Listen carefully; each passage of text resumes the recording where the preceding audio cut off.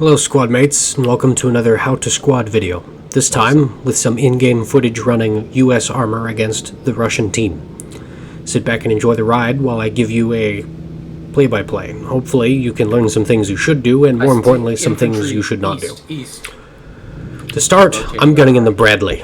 Here with my friendly infantry close by. Pretty quickly here my driver calls out enemy infantry, and we rotate and engage those targets. We'll blast that guy out there. While I'm engaging those, friendly infantry forces call out and identify a Spandrel, a fast, light Russian vehicle with guided anti-tank missiles. I scan and switch to armor-penetrating ammo, but I can't see him. He's somewhere behind that hill, but I'm not in a good spot to see him. There's a Bradley Looking right here on the around. hab. He's not peeking the other side of the hill either. I don't think he knew we were there. Anyway. Unable to see the other vehicle, I tell my driver to move, but then someone starts shooting us, and my driver again identifies more Russian infantry. I switch back to high explosive ammo and engage those troops. We take a hit, suffer some minor damage. Right in front, 048.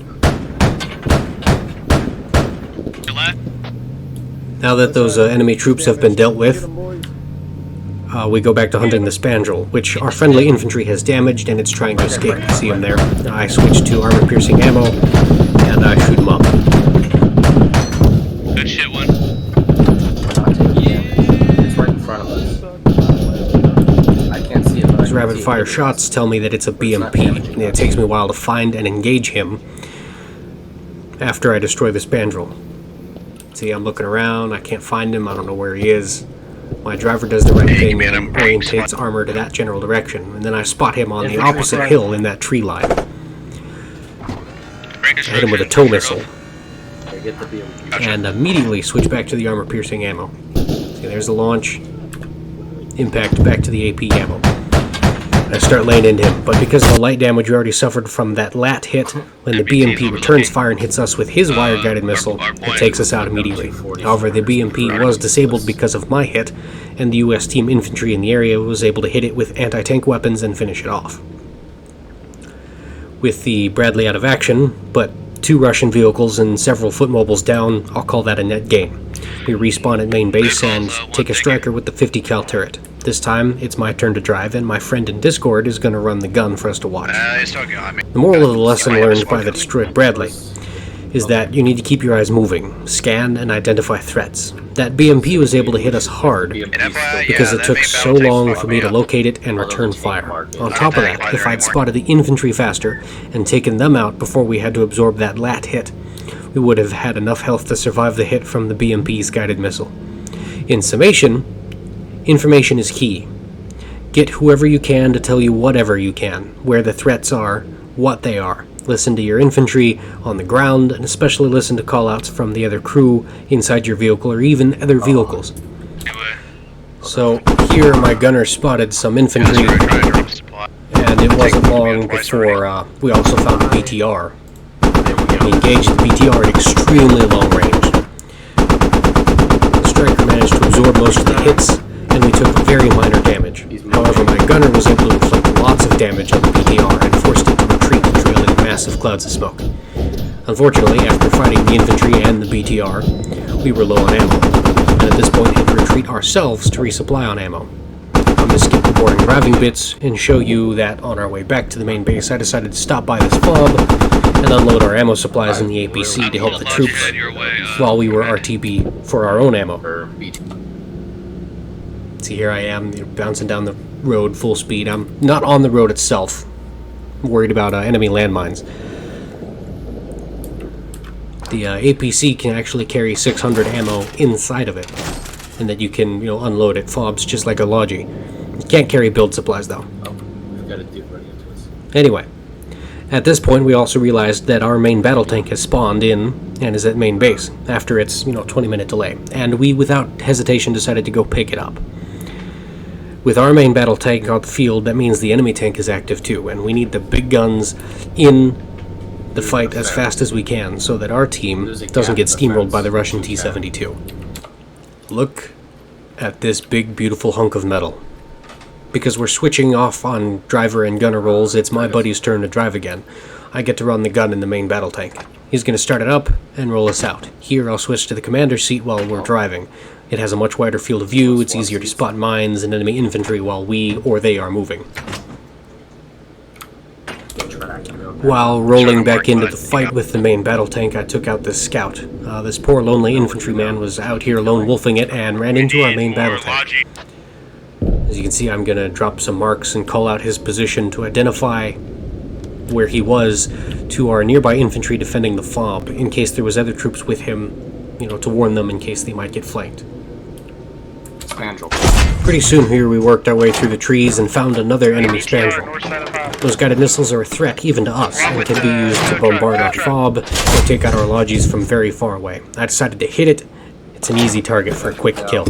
Unfortunately, because of the shorter engagement range, I missed the first shot and had to reload and shoot our second shot.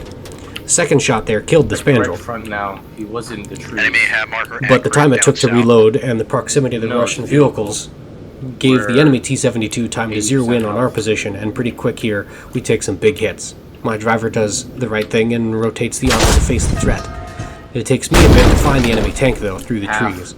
And I hit him pretty good, but because he had the drop on us, he was able to reload and hit us again, taking us out with relative ease.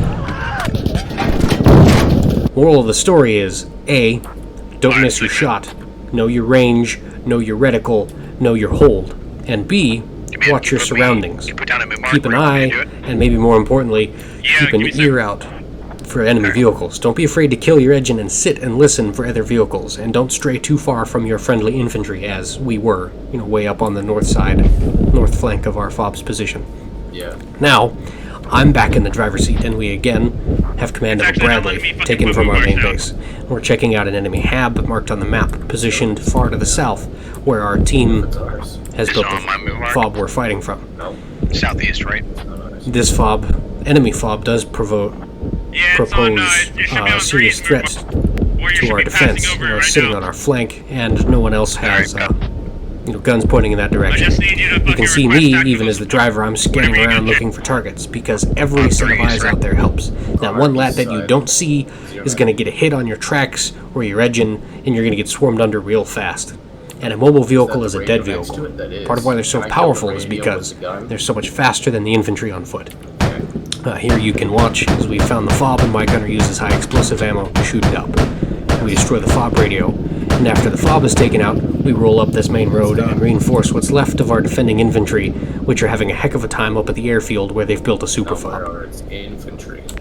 I'm going to cut out a couple minutes of boring driving, because now that we've caught up to the FOB where the action is, Man, you should probably call I'm going to roll in and we're going to see what's what.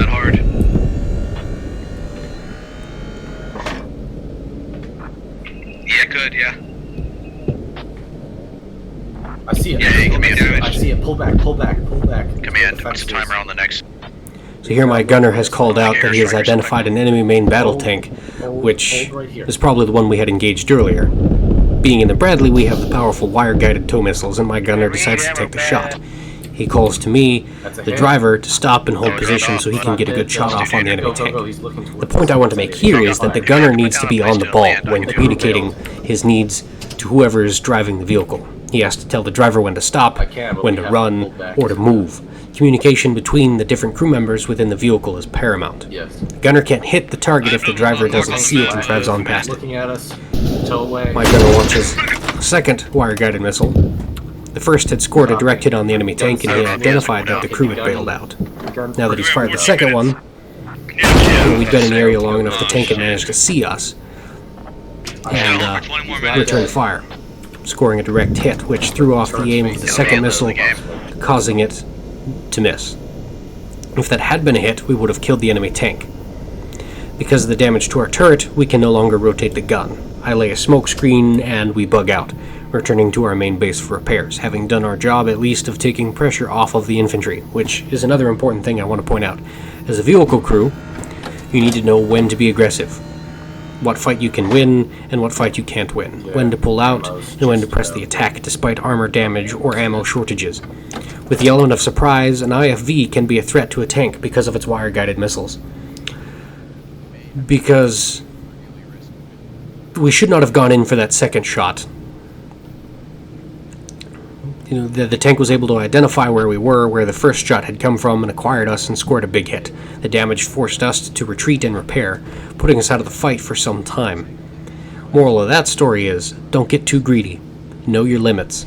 Because of the damage, we were forced to retreat and repair, and we were not able to get back into the fight before we lost the match. The super fob the team had built around that airfield got overrun and was dismantled.